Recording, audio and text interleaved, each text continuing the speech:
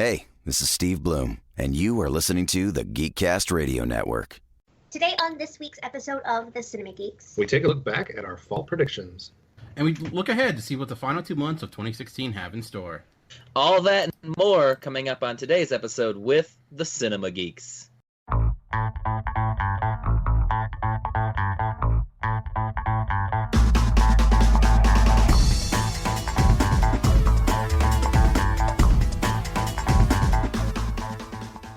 That's right, this is another episode of the Cinema Geeks, and I am one of your Cinema Geeks, Optimus Solo, and joining me today, as you heard in the introduction, is Hard Candy Mandy.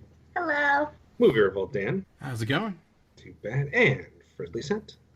Hi. Hello, hi, and how's it going? And today we are going to be tackling, like you heard in the introduction, going back to do some more predictions, some more looks at our past predictions as we make our final look ahead for the 2016 year. So we've obviously done this throughout the year, and we'll get to see what the scoreboard looks like going into this last round. So a little winter preview coming your way today.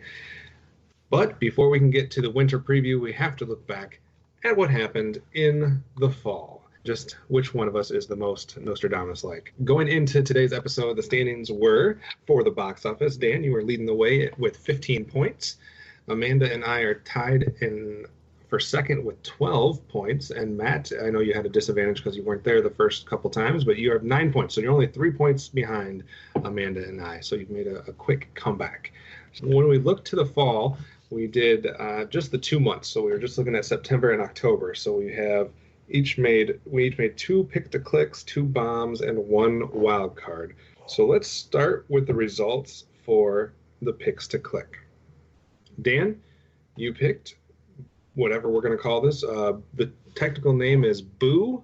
A Medea Halloween as one of your picks to click. How are you feeling about that one? Have you looked at anything as far as what that one made?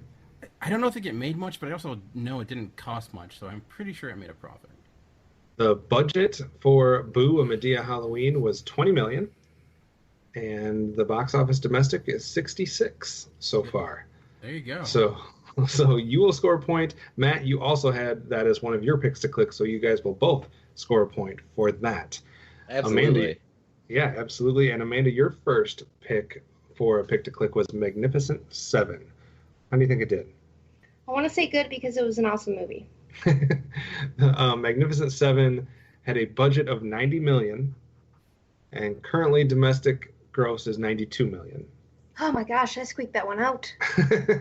So it probably has a few more dollars to make here, but it is already above its budget, so we'll count that as a point for you. And then Matt, that was your other pick, so you're already scoring 2 points for your box office picks for the fall. We squeaked that out like a fart in class. What was that from? I just made that up. Oh, I thought you were pulling that from somewhere. My first pick for a pick to click was Sully, budget of $60 million. Domestic box office so far of 123. So easy point for that one. Dan, your second pick was Blair Witch, which I thought was going to be called Blair Witch 2 or something like that. It literally was just called Blair Witch. Budget, $5 million. So it's always good to go with those horror films.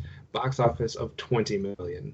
So quadrupled its budget. So a clean sweep for Dan as well. Dan and Matt both not losing any points for the picks to click. Amanda, do you remember what your second box office pick was to click?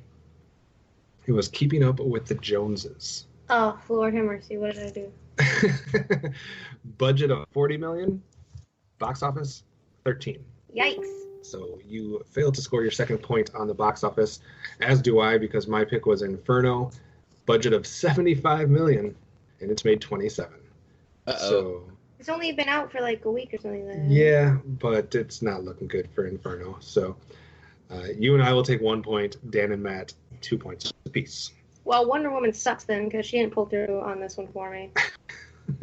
I'm worried because I got Tom Hanks in the PFFL. Yeah, it's not looking good for that. Well, you got Sully, though. So Sully will get your points. Inferno will subtract those points, so it'll be a wash.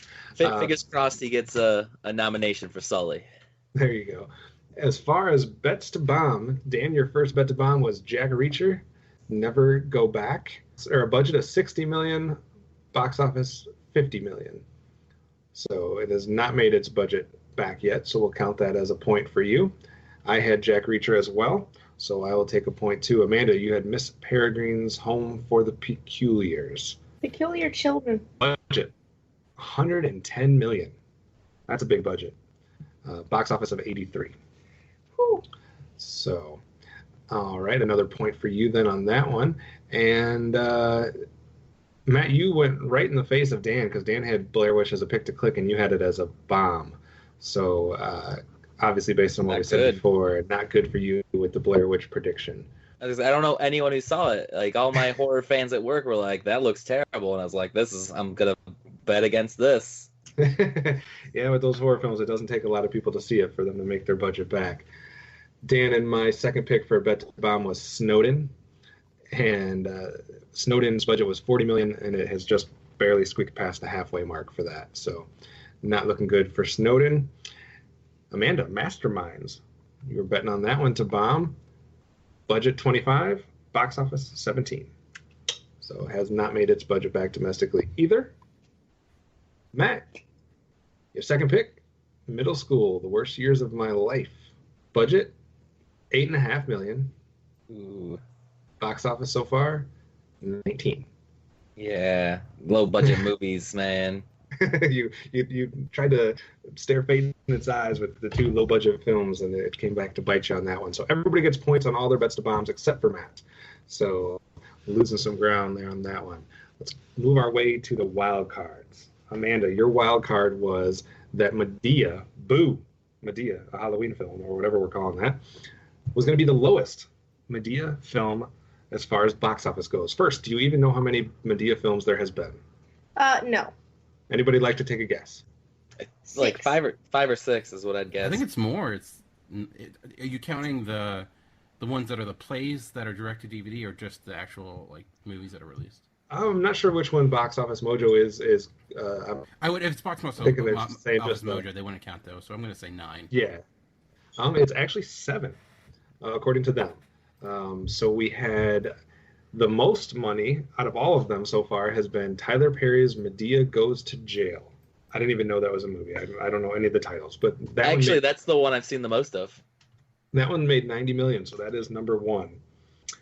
Boo, a Medea Halloween, second highest Medea film with $66 million. Wow. Then it goes Tyler Perry's Medea's Witness Protection in third, Tyler Perry's Medea's Family Reunion, then Medea's Big Happy Family, then a Medea Christmas, and in last, Diary of a Mad Black Woman. So all of them above 50 million though. But you will not get the point since Boo is the second highest, not the lowest. Dan, your wild card, no weekend above 50 million. No film would have a weekend above 50 million. The highest weekend of the 2 months was actually only 1 million apart, so I'll give you both of them. Sully and Magnificent Seven both had the highest 2 weekends. One of them at 34 million and one of them at 35. So nothing performing too great there. My prediction was Blair Witch would be the highest grossing horror film that came out in those 2 months. Blair Witch made 20 million, which is good for second highest, because Ouija, or whatever I don't remember what the Origin of Evil. Origin of Evil made 31, so it beat it by 11 million. So I slept on Ouija. Matt, your wild card was Sully would make less than Captain Phillips. Sully made 123 million. Captain Phillips, 107.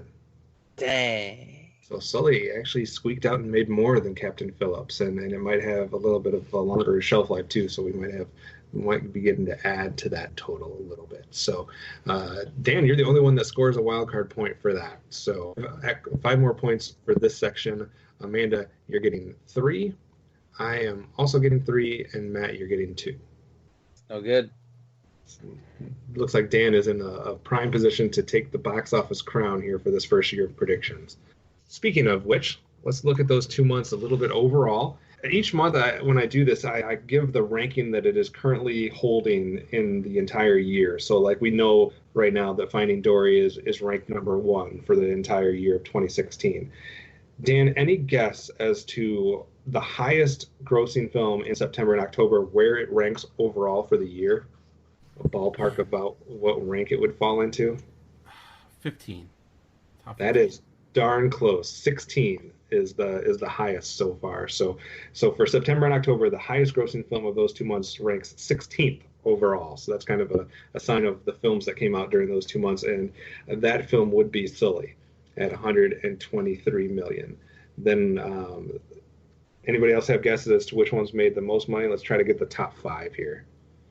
We got Sully at number 1 for the 2 months. Magnificent Seven. Magnificent Seven came in it's currently the 23rd overall, so it made 92 million. That's good enough for the second spot for those 2 months. We've talked about one of them. We have not talked about the other 2 actually. I don't remember what came out. Third place would be Miss Peregrine's Home for the Peculiars with its 83 million.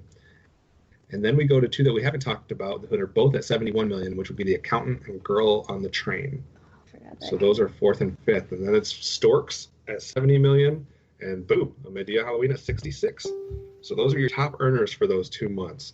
As far as bets to bomb, some of the other ones that you guys could have had, besides Miss Peregrine's, Deepwater Horizon had a huge budget, $110 million to show us all those oil spills and explosions. So that has only made 60. We talked about Jack Reacher, Inferno. Bridget Jones' Baby had a budget of 35 million, only made 24. We talked about Snowden, Masterminds, Keeping Up with the Joneses. The Light Between the Oceans technically qualifies as a bomb at this point, as does The Wildlife and Max Steel. So those would be your bombs. Everything else has at least made its budget that came out during those 2 months. So, all right, let's move on to winter predictions when it comes to the box office. We have a lot of films that are crammed into November and December. It is award season. We have a lot of different things that are trying to kind of get released before the end of the year. So a little more of an interesting field to pick from. Dan, since you are the box office king right now, why don't you start? Where do you want to go first? Your wild card, your bet to bomb, or your pick to click? I'm going to go with my wild card, just to start off crazy and all that. Okay. So we have Assassin's Creed coming out, and, we've been talking a lot about video games. So I'm thinking, I was going back and forth with this, but I'm going to say, considering it's a busy month, you have Star Wars in that month, it's Christmas time, and I'm hearing a lot of people not too excited about Assassin's Creed based upon trailers. But, I also thought Deadpool wouldn't make a lot of money, so I could be wrong. But I'm going to say Assassin's Creed will actually have a smaller opening weekend than Warcraft. Wow. Oh, That is brutal. Assassin's Creed. I could be completely wrong, but I'm going to, make it fun and throw it out there. Do you know what? If anything that we've learned when we've been doing this video game spotlight, that it is smart to bet against video game films, as far as when it comes to money. So I think that's an interesting one. Amanda, why don't we go to you next? What is your wild card pick for the winter box office? Well, wild card. I'm gonna pick on Amy Adams, and she's got 2 films coming out. So I'm gonna say that her film Nocturnal Animal outperforms Arrival. Okay. Nocturnal Animals outperforming Arrival in the Amy Adams battle. So we'll have to see how those go. And Matt, what's your wild card? oh man, wild cards are hard. Wow. These months, I mean, I feel like the other ones, it was just like, I'll do this, because it's like, part of me wants to say something about Assassin's Creed, but there's no way that movie's making its budget back now with how big it is. No video game movie's ever made that much money. And part of me wants to be like something about Rogue One. And it's like, it's not going to be the highest grossing because there's no way that's happening. But it's not going to be the lowest because fucking episode 2 did terribly. If you just for inflation, it did terribly. I'm going to say, how about that Rogue One does the best of any movie this year? I think it's going to beat Civil War. I think it's going to beat Dory. That's what I'm going to go with. It's a big hill to climb as far as Finding Dory goes, but if it performs anything like Force Awakens, it should be able to do that. But I don't know, are as many people excited for these Star Wars spin-off films as they are the actual episodic number ones? We'll have to wait and see how it goes. It's interesting, but I think betting with Star Wars is always a good thing. So for my wild card, I'm going to say this. So right now we have Finding Dory reigning supreme at number 1, and I believe Captain America Civil War is still at number 2. I'm going to say that 3 of the top 5 grossing films for the year are coming out or have not come out yet.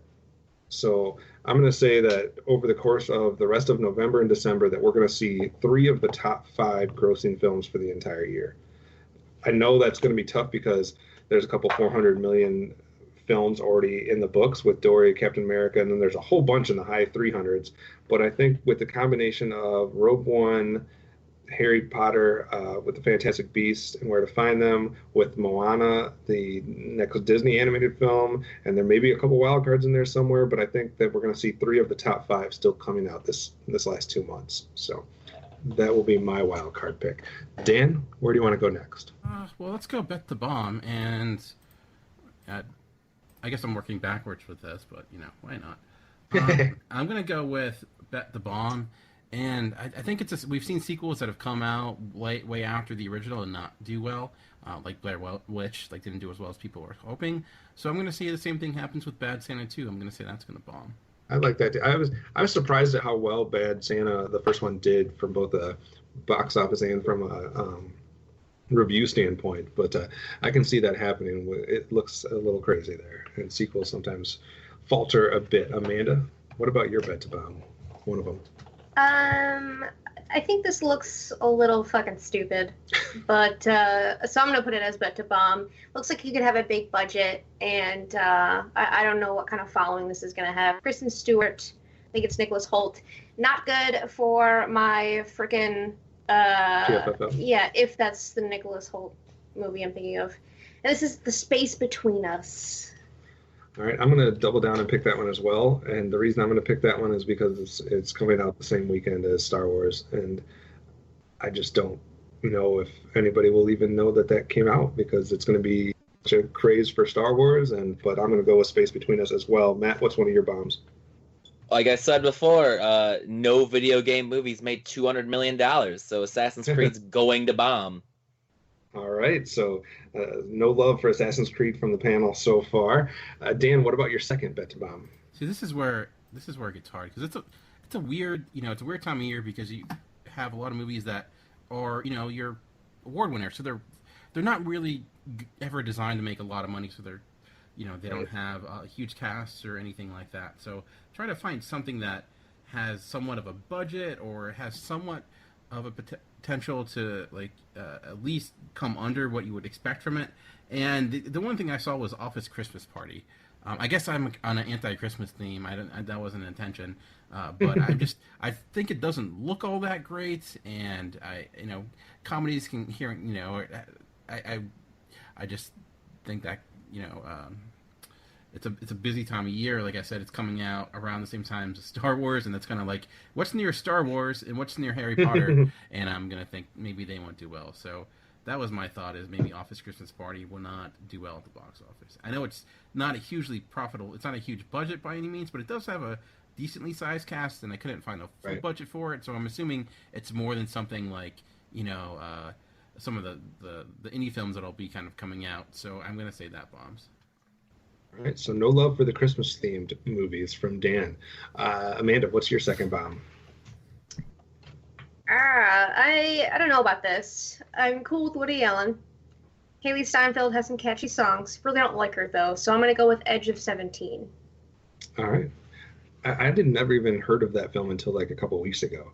So I must have missed that one when we were looking ahead at this year. So The Edge of 17 for Amanda. My other one, I'm doubling down on the Star Wars weekend because another film that comes out that weekend is a film called Collateral Beauty starring Will Smith. And it seems like it has somewhat of a star-studded cast. I mean, there's a lot of big names, so I'm guessing that they had to pay these people to be in this movie. So I'm hoping that the budget creeps up enough to surpass what it's going to make, which is literally nothing.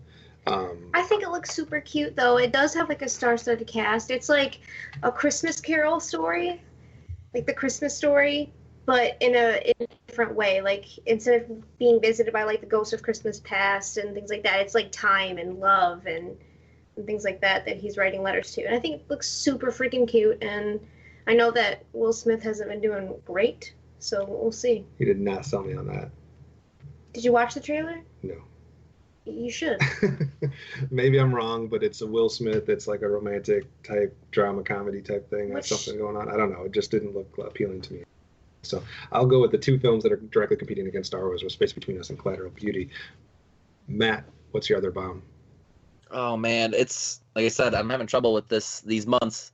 But I think that Sing coming out during the Christmas time, we've already got Moana, which is definitely going to blow it out of the water. And we've got a lot, like, I feel like animated movies do well when there aren't a lot of options for kids, and there are a lot of options for kids during Christmas. So I'm going to say that one comes close but doesn't.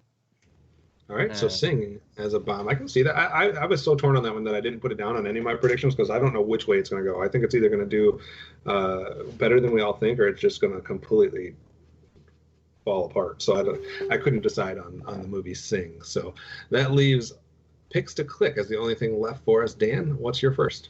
I'm going to go with the movie that maybe it's cheating because it's coming out this weekend, but I'm going to go with Arrival. I think we need something that's positive, and I hear him good buzz. It looks good, and I'm thinking it might do well. So I'm going to go with Arrival for my pick to click. I think it might be coming out about the right time too. It still has another week before Harry Potter, so there's not a lot competing with it this weekend. We'll see. I think there's been a little bit of buzz for Arrival that I wasn't expecting. So, pick to click for Arrival. Amanda, your first pick to click. I'm gonna hit up the Disney train and go with Moana. All right, Moana as your pick. The animated trend hopefully continues for what we've seen so far this year. Matt, what's your first pick to click? So I'm going to go with a slightly different pick than I think everyone else is going with. I'm going to go with A Monster Calls. To me, it smacks of Birdman, which did well. Like this whole altered reality. What are we seeing? What are we not seeing? What is and isn't real? And it's got great people in it. So I'm gonna bank on that one. Yeah, I think there's a lot of buzz, especially in the movie community, the film community, for that one. I don't know how well the buzz is outside of that, but I'm excited for that one, so I can see that making some money as well.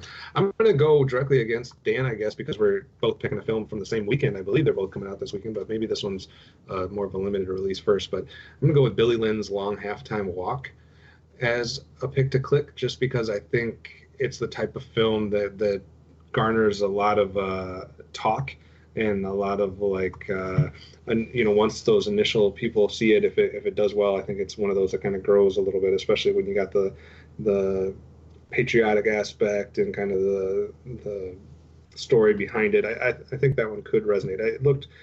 When I first heard about it way back when at the beginning of the year, I didn't take it serious and I thought it was kind of silly looking, but after seeing a couple trailers and seeing the reaction of people in the theater just from watching the trailer, I think that one might resonate with some people. So Billy Lynn's Long Halftime Walk is my first pick to click. Dan, what about your second?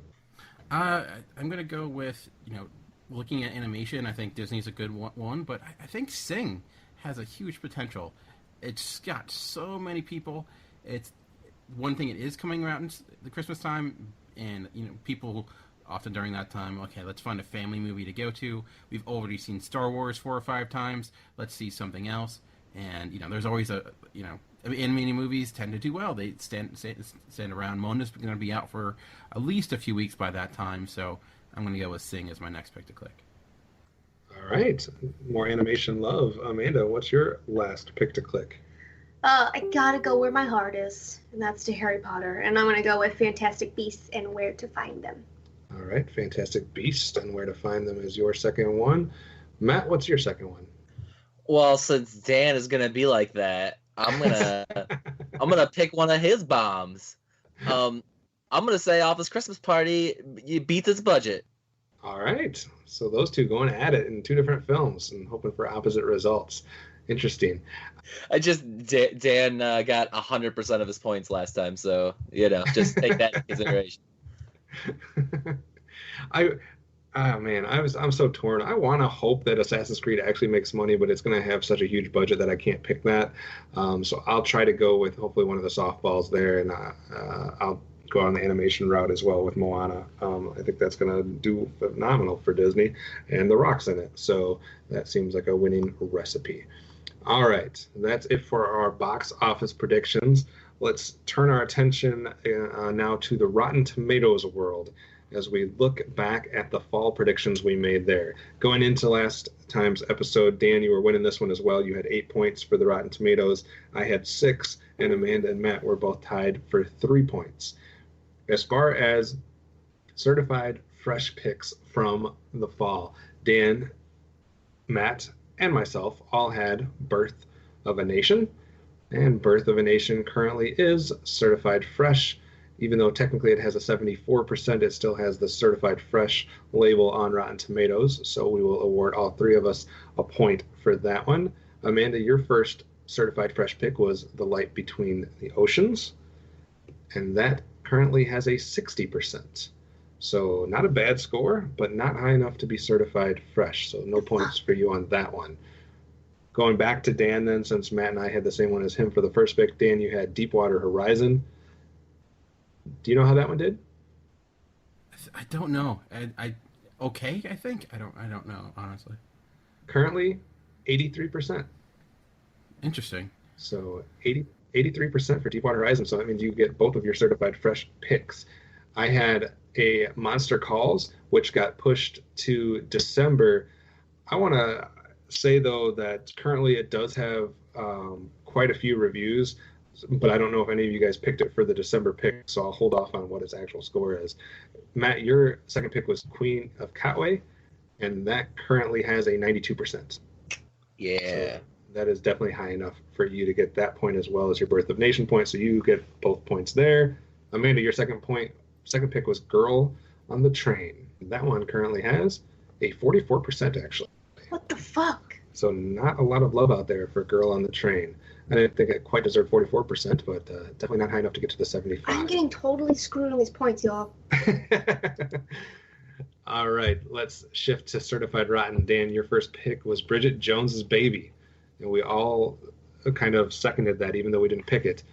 Bridget Jones' Baby currently has a 77%.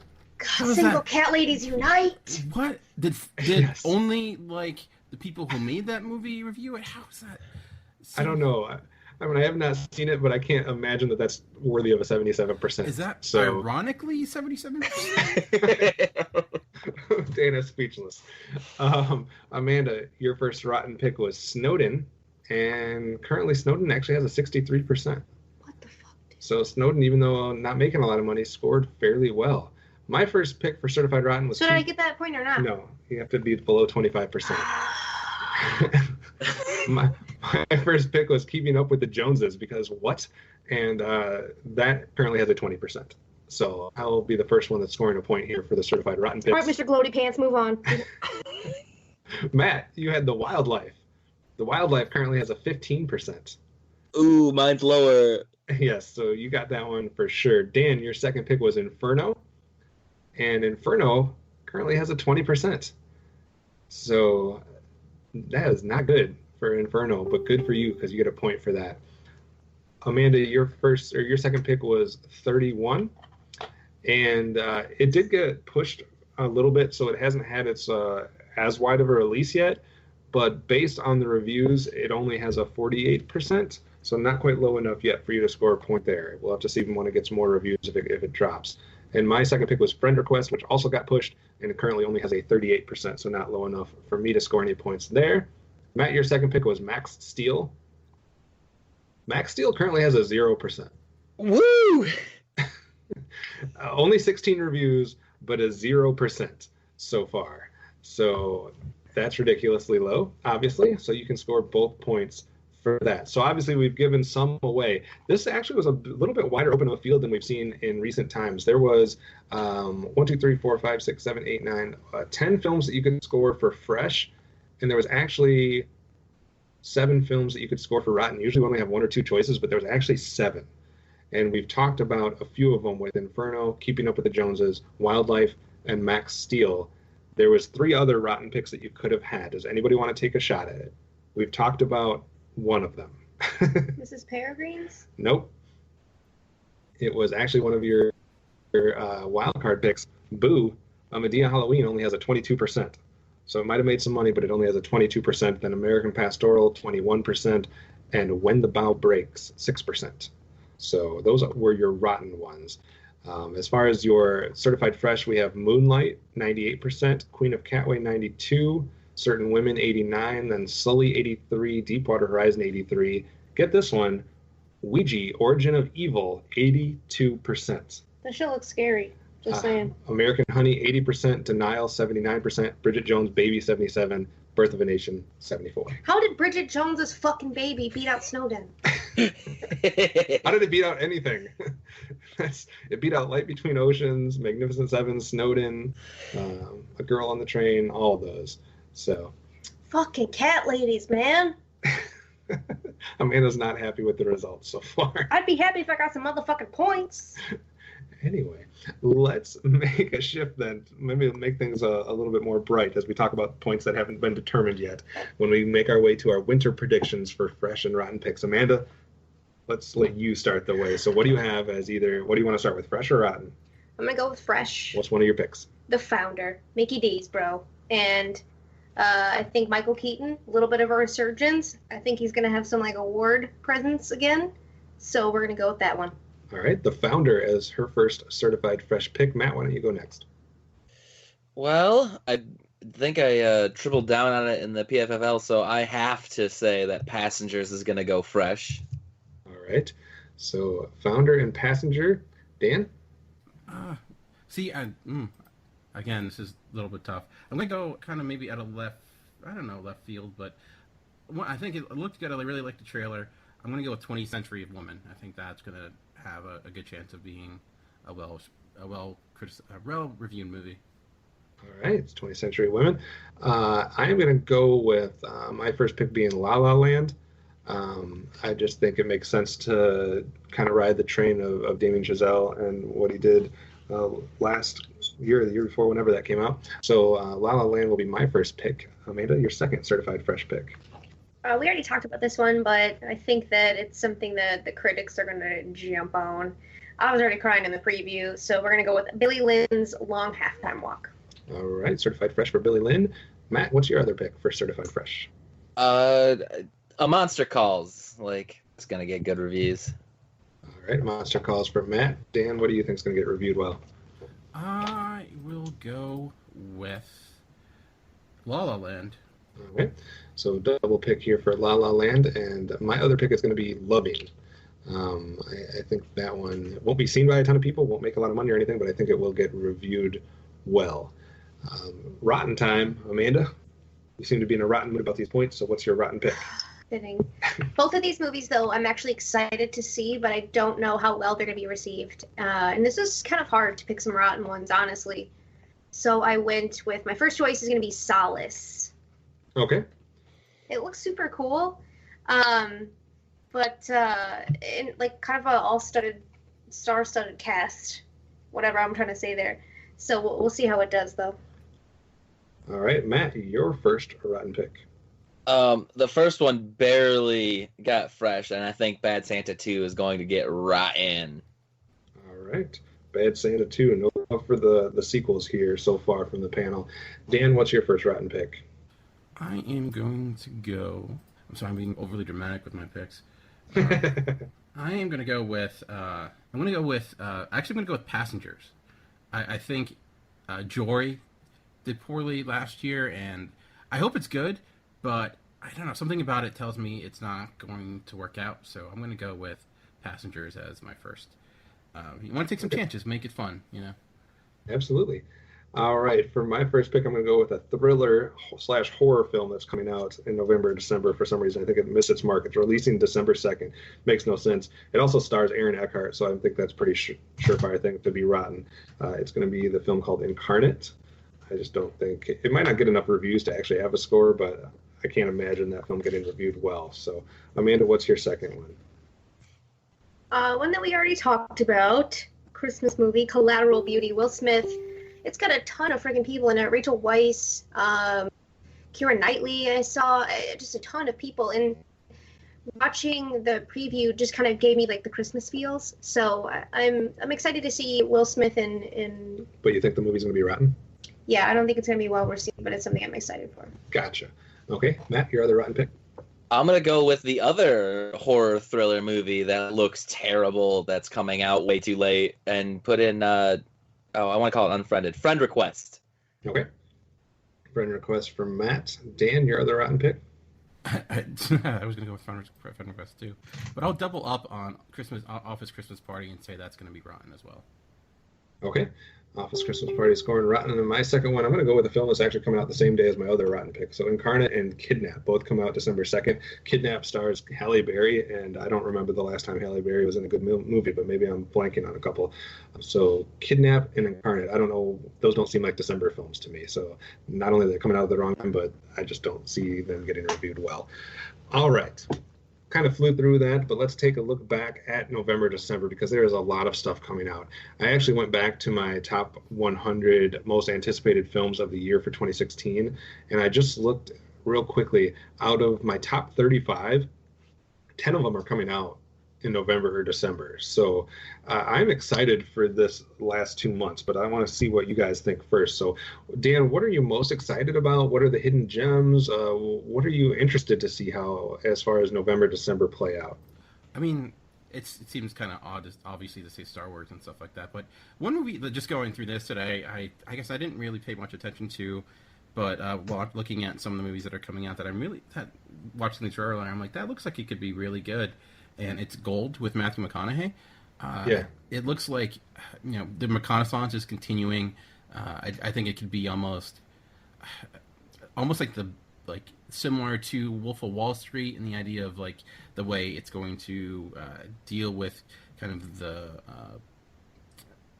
the way gaining huge wealth can affect you. So I love the style of the trailer too, and I guess I'm hearing a lot about other movies, but Gold is not one I've heard a lot of people bring up. It's not even one I really even looked into when we were looking forward to 2016. But seeing it now, I'm kind of excited for that one. That was one that was when I was doing that top 100 list. I could find one image kind of Matthew McConaughey. There was no movie poster. There was nothing else about that film, and I put it on there just because of McConaughey. But yeah, I'm definitely looking forward to that one too. Any others that stick out for you, Dan? Before we give the other the rest of the panel a chance to chime in. I guess the other one that I like 20th Century Roman, which is the one I talked about as my first one. I think is going to do well. Critical. I think that looks really strong. Has some strong performances, and I just like the idea. It looks like it's a period piece in the 70s, but it's not. It's how I like period pieces, where it's not overly using the time period. It could almost look like it takes place in a less fashion updated version of now in a way. So I do that looks quite good as well. Amanda, what are you looking forward to the rest of the year, or what's kind of piquing your interest?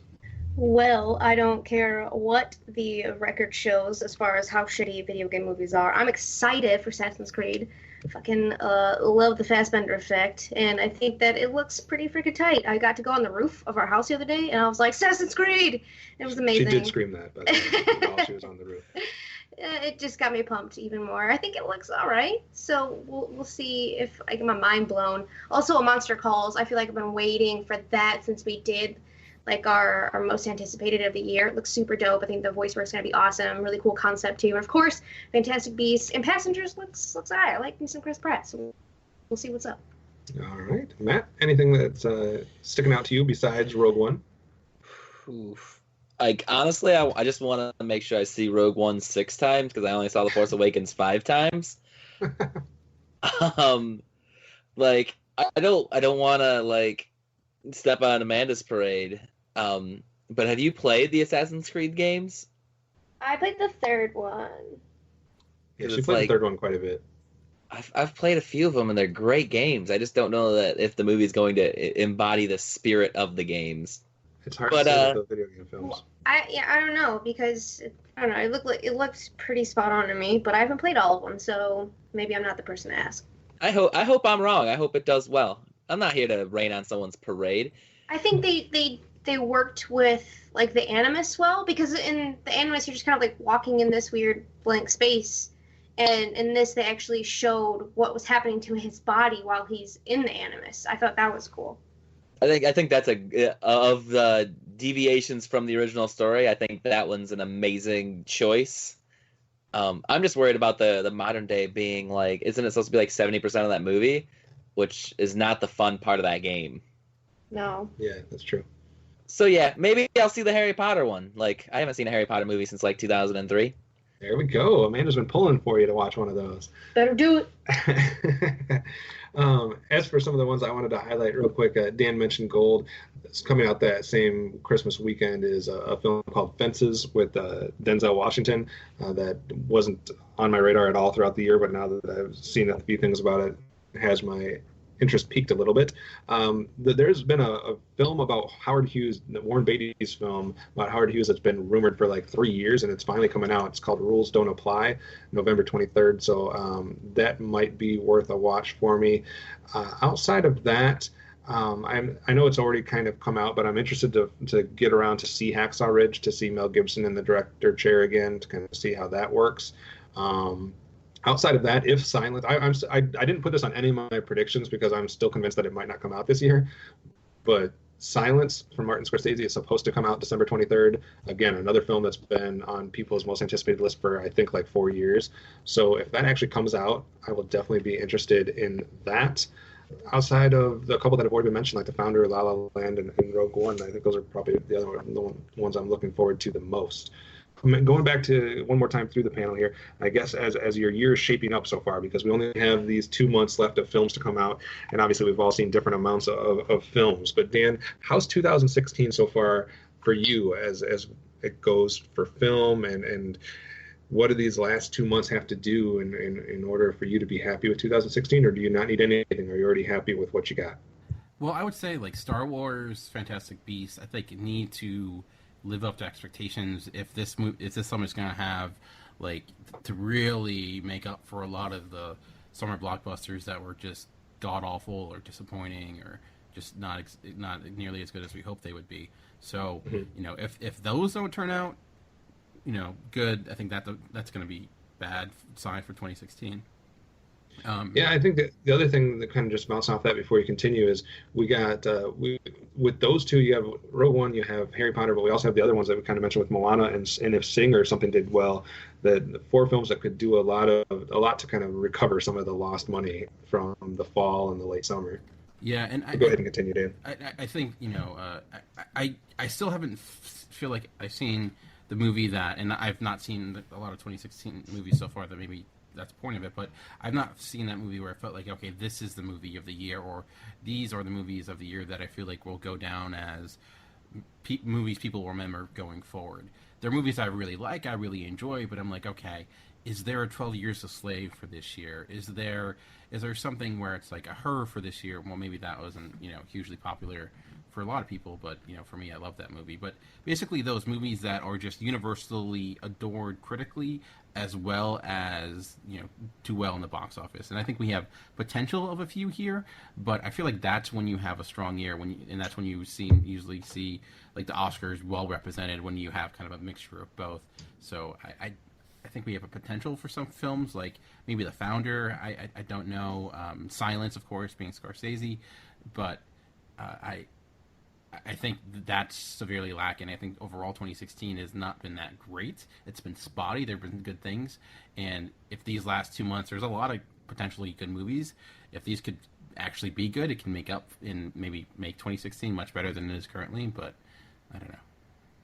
The other thing that kind of, no, it does. And the other thing that kind of went along with that is not only the box office disappointments that we saw, especially throughout the summer months, but there's been a lot of films that a lot of people, including us, talked about in our most anticipated films of the year that did not turn out to be anything as far as, and I haven't seen all of them, but just looking at the critical acclaim and the box office numbers and stuff like that, there's been at least a half a dozen films that were highly touted at the beginning of the year that have completely flopped when it comes to the reception. So it's interesting to see that too. Hopefully that's not going to hold true here through the end of November and December, because we're getting a huge amount of potential, and hopefully a few of them can at least work out. Amanda, what's your 2016 looking like so far, and are you searching for some films to fill out your top 10 of the year, or do you think you have a solid 10 regardless of what happens the rest of the way?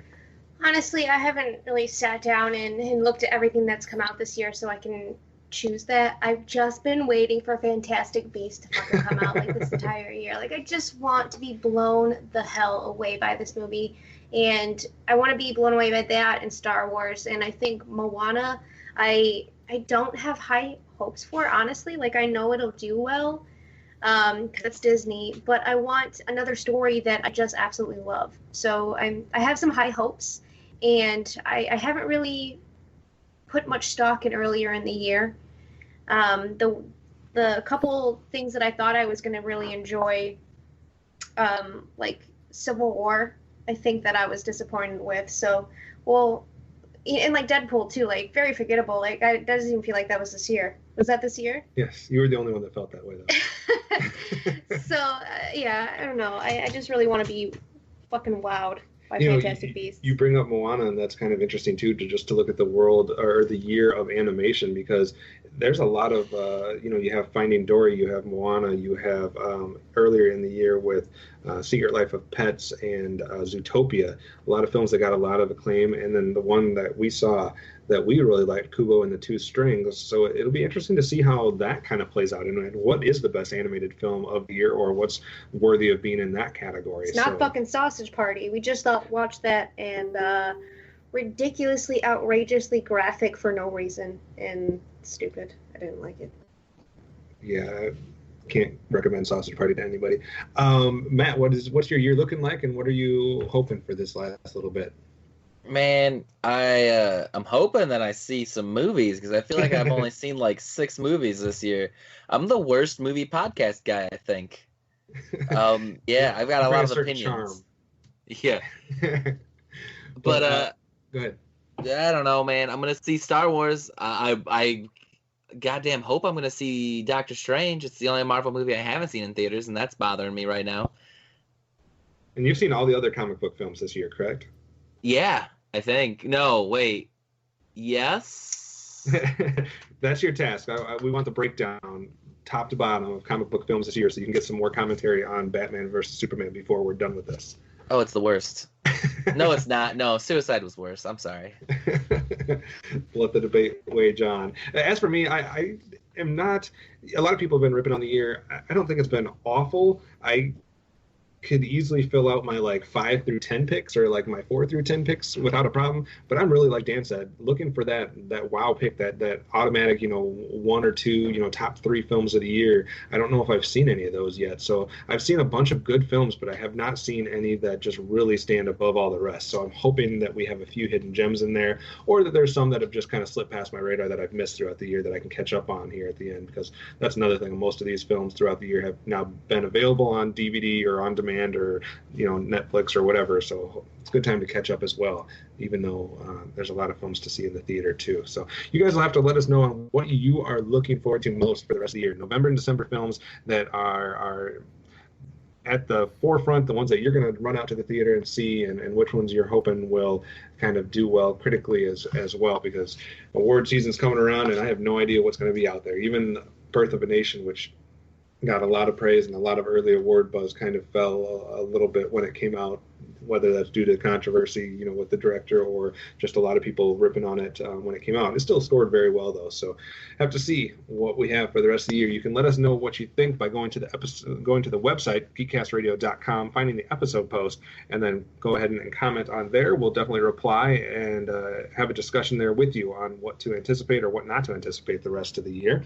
You can also interact with us on Twitter. At Cinema Geekcast is the show Twitter handle. My individual Twitter is at Optimus Solo. Amanda, yours is? At Hard Candy Mandy, Eyes No Wise. Dan, yours is? And Movie Revolt. And Matt, yours is? I am at Fridley Scent. And if you want to hear more of Dan's voice and his other show, Dan, what do you guys got coming up on Talking in Circles next week? We will be next week. I'm not sure, depending on when this comes out. But the most recent episode we recorded, we did talk about Doctor Strange. So you have that. Awesome. Looking forward to that going on. So. Yeah, as well. And also, if you guys are subscribing to our feed, please do that. But if you are, you'll also be seeing that we're getting some episodes there from the Geekcast Radio Network's Top 100 Animated Characters of All Time. So be sure to listen in on that and give us your interactions and your feedback on what characters you're seeing showing up, and if you think we're doing a good job or not, or if at least you're having fun listening as that countdown continues. So look for that on the Cinema Geek feed as well. So that does it for us for this week. Make sure you tune in next week for another chance to listen to the Cinema Geeks.